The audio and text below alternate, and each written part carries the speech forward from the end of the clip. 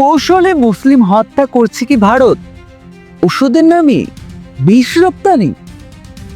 ভারতে তৈরি 3টি ওষুধের ব্যাপারে বিশেষ সতর্কতা জারি করেছে বিশ্ব স্বাস্থ্য সংস্থা।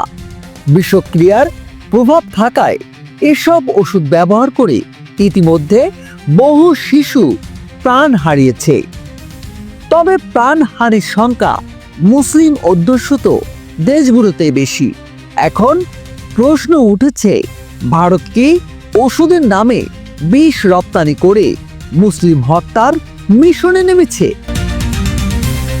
বিশ্ব স্বাস্থ্য সংস্থা ভারতের যে 3টি ওষুধের বিষয়ে বিশেষ সতর্কতা জারি করেছে, এই 3টি কাশির সিরাপ হল কোন্ডোরিফ, রেসপিফেস্টিয়ার এবং রিলাইফ।